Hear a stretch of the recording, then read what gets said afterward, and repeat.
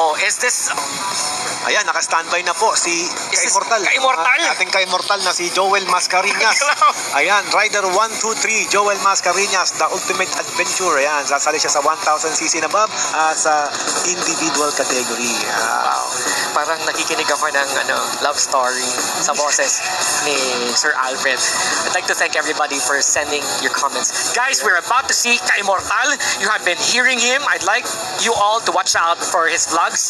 Yeah. And sa lahat ng mga fans and friends and family, all the way from Tarlac, lahat ng mahilig sa DIY, lahat ng mahilig po na manood. Ito yung nagko-convert ng mga bisikleta. Yes. Ginagawa niyang motor. Yes. Yeah. And we're gonna see him do this. Tignan niya natin ang kapatid ni John Mascareñas. Oh. Ito, kuya niya to. Correct. Okay. Guys, we are inviting everyone. Bigyan natin ng masigabong palakpakan for the countdown. Everybody, let's give a 5-second countdown for Ka-Immortal Joel Mascareñas in 5, 4, 3, 2, 1. Joel Mascareñas. Parang ganito lang yan load and mic ready. Tingnan mo po siya tumakbo. Takbong talaga, marathon oh. Parang nawiwiwi lang siya. That's a bike lift for ngayon, section 1. Yung KTM 450. It's higher than his height. Ang laki ng motor na gamit niya sa kanyang height. Ito ba ay hiniram? We'll see. We'll have actually, yung gamit ng motor na yan is 450 KTM XSF. So ito yung ginagamit talaga sa mga motocross racing. Oh. And actually, that is one of my race bike.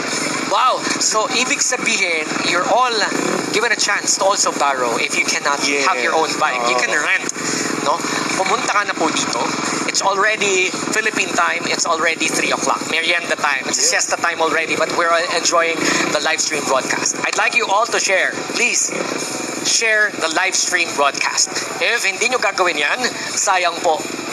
Sayang po ang opportunity. We're looking for sponsors. We're looking ahead that you all will finish this. Yeah. Now on the Snowman, how technical would this be for HRide? Actually, yung ginagamit niyang motor, mas mahirap yan gamitin pagka dyan sa obstacle na yan kasi masyadong agresibo yung motor na yan para dyan. Pero sa sakay ni Sir Joel Mascareñas, makakita ko na sobrang control niya yung motor. Yes. And I was so impressed sa nakikita ko ngayon. Tignan nyo kung gaano niya na-execute ng maayos yung ating obstacle. Ang ganda, wala po siyang nakitang penalty mula kanina. Wow! Na-perfect niya yung turn ng pinakamaliit na bilog na snowman na yun. So, ang ganda ng kanyang sakay dito. Guys, you're dito nga tayo sa obstacle number 6, yung figure 8. Yes. Yan, go ahead, RD. Tingnan natin kung maki-clear niya to. Alright, so clear. So, he get already 100 points at ito. So, tandaan natin, mga kamanibela natin, ang kino-compute natin dito is 6,700 points. Ganon kataas ang puntos na inyong nako-compute, na kino-compute ng ating computer. So, hindi tayo pwedeng makapandaya. Wow! So, it's a commendation from everybody watching na nagkaroon ng automation. Automated na that's a very nice highlight na each year meron na tayong improvement. Yes, international na. Kumbaga ganito yan, partner. Yung obstacle natin, yung ating obstacle course ay pang world class, pang international. Dapat ating scoring system, yung rule natin dapat pang international din. Para kung sakaling dayuhin man tayo ng ating mga ibang lahi, ibang bansa, hindi naman nakakahiya tayo mag-score, diba? Nakakahiya naman kung i-score natin sila tapos ang daming gray areas. So, RD, that's correct. And nandito po, excited nga po. Nandito si Ma'am Lea, nandito si Ali, nandito si Sir Ali, Habibi, parang kinakabahan na habang nanonood. Yes. He's getting ready. He's actually sitting down and making sure that he's, flex. Kung kayo po ay may bagong mga motor at mga equipment, ito po ang tamang pagkakataon para ma-fielding nyo. Yes. Kung sukat na sukat ba ang motor sa iyo at ang iyong outfit. Ang totoo niyan, brother, nakakita ako ng meron tong mga obstacle na ang hirap gawin sa ibang bike. Kagaya niya, no? Tineknikan. Kasi mataas po yung bike. Nice. Maiksi lang yung legs. Parang nag-adjust. Yes, the bike is a standard size at the legs is medyo short lang. Talking about the actual presence of everybody from mechanics, this is for you. RD, tell me about the scrutineering. How would I be preparing my bike for the scrutineering? Sa scrutineering, ini-check nating maigi yung mga motor na sasali. Kapag street legal, it's supposed to be dapat may headlights, may signal light, dapat hindi naka-display, dapat working para makasali po kayo sa street legal category. Which is yun yung tinatawag natin na motor na although hindi naman sa full adventure bike but off-road capable. Kamukha ng, for example, meron tayong mga scrambler. Kaya rin namang sumali sa ganyang klaseng obstacle. Pwede pa rin sila. Kagaya yung lalaro mamaya, meron dyan nakita ko, Ducati Scrambler yon. So, hindi po talaga siya design for that. Pero, isasabak yata ni Master yung kanyang Scrambler dito. Talaga? Oo. Ready na siyang magasgasan, no? Huwag naman sana. But that's a very expensive bike. We're greeting everybody from Team Ducati Philippines, by the way. If Toddy is watching, Boss Toddy, you have to be here. DJ, where you at? Good luck sa race mo. Enzo. Renzo. Oh, good luck everybody who's doing this. I would like to point that this is also shown when we do circuit racing and street. Yes. Street race sa ating circuit, sa ating racetrack, yung Street Legal SL. If you have that bike with Street Legal, yung ating pong mandated, it should be working. Hindi siya nakalagay lang na hindi nag-working ilaw, hindi nag-working brakes mo. No, dapat yan nag-work. Functional siya, street legal. And later on, we'll be sitting down some of your riders beside you so we can have their point of view kung paano nila na-experience yung prep at lahat po na nandito sa gusto ko lang i-clarify yung pinwheel na yan. Napansin nyo, na-execute nyo ng tama yung tatlo. Kaya lang yan 4. That's supposed to be 400 points. Kaya lang napansin nyo, hindi niya na-execute ng tama yung paglabas. So nagkaroon lang siya ng total of 300 points dyan. So, ang laki agad ng puntos. Kaya pag hindi mo talaga pinaghandaan, hindi ka nag-practice, akala mo madali lang, meron kang nakalimutan dahil nape-pressure ka, kamukha na nangyayari ngayon kay Sir Joel. Although he's a good rider, kaya lang may nakakalimutan siyang mga obstacle na nadadaanan. Ang nangyayari, yun, nababawasan tuloy ng ang laking puntos. That's correct. I'm able to hear the actual, kamukha niyan. We're hearing the actual sound of the bike and the verbal cues of your race officials, no? It makes everyone really cue their attack.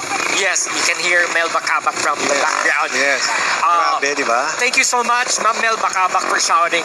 You're helping all of the riders to finish this.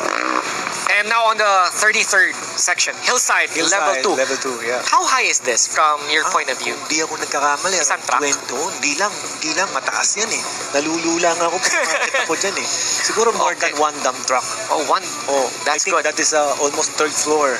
Now he's gonna do the 35th, riding over logs.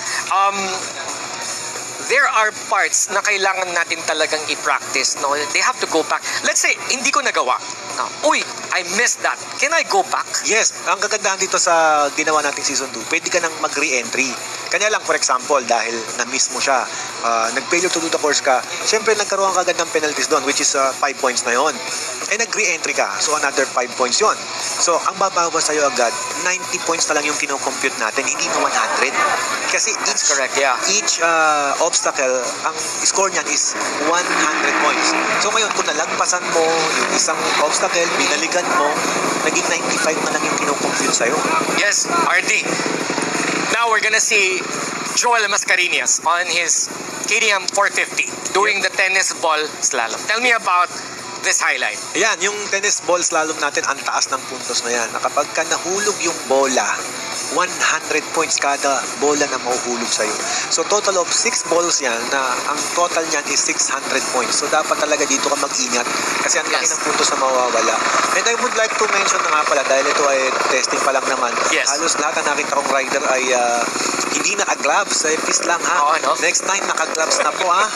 Ayan, so ini-encourage natin kasi ang safety ng ating mga participants. So, hopefully, isa yan sa hindi natin nahayaan kumakuring time na ng race event natin kapag wala silang clubs. So, pagdating po ng ating riders briefing, kailangan complete ang safety gears. No? Baka magasgasan ka. Now, Joel is gonna attend this. Ito po ay lagi nilang ginagawa ng magkapatid. Nakikita ko yan sa kanilang mga TikTok channel eh. Oo. Looks like kayang-kaya naman ng KTM 450 ni Joel Mascareñas. Ka-immortal. Basic na basic sa kanya. Akala mo, pag load mo gano'n, that is 100 points. At pag binaba mo, another 100 points. The tire should be touching the ledge, the ramp, right? Yes. Ganon, para mas safe sila. Pero Okay. kung mahulog man, it's still, kung safe naman nila, di naman nabuwal, kasi pag nabuwal, 5 points din yung mawawala sa'yo. So, clear Yes. pa rin yun sa 100 points. RD, do you have a specific type or kind of fuel para sa Kapag sa ganitong ganitong klase, klaseng laro? ako ginagamit ko kasi Tayo! premium. Dapat nakatayo! O baka Yan, naman. ina-assist nila. Nakatayo. Yan na, that's a verbal cue from Dex Bakabak, the Yan. Buffalo. Sure, he should be standing. Yun! Nicely done. Nice done. The automation and lahat po na nanonood, ito po pagkakataon yung malaman agad after your run yung mga Elephant errors. turn. Yan, elephant turn on the turn. 43rd. Tell me about this. Naligaw na siya. For the elephant turn. Yan ang problema pag hindi po kayo nag-practice. Diba? You're gonna miss, no? You're gonna At add the saka time. yung oras mo, tumatakbo siya. Hindi siya mag-i-stop hanggat hindi mo napipindot yung ating start button. Lawen tayo, Kabalen, mga Kapampangan na nanonood. This Joel Mascareñas, Kapampangan po yan, tsaka John Elephant Mascareñas. Hello, Deciduos, Daddy G, if you're watching. Alright, congratulations! How about a big round of applause, Joel Mascareñas? He's gonna push.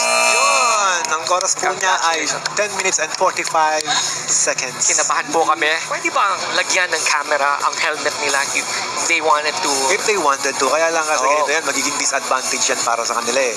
Thank Kung nakita nyo guys, meron RD. tayong oras na nakapang-flash ngayon sa ating screen. Kumpleto ang kanyang obstacle. Wala siyang na-skip. Oh, yan oh, kumpleto. At ang kanyang nakuhang puntos ay 6,580 points. Ang taas no? Sana converted yan. Ang taas no? Tignan mo. Asa na siya? Converted sa Asa dollar na ba, siya? euro? Asa na ba siya? Asa si Joel? Nasa si Joel dyan sa screen. Yung kapatid niya ay second. Hindi pa na Yun! O kita mo, nag-number 1 pa siya. Tinalo pa niya si Sir Alvin Amar. Wow. Guys, Diba? Ganun kataas yung kanyang nakuhang puntos. Although, kita nyo parang mas mabilis si Sir Amar kanina eh. Diba? merong mga bagay kanina na talagang aggressive na in-approach ni Alvin. Yes. And ito po maayos natin sa debriefing natin Yes, oo. para mas ma-highlight talaga yung expertise nila.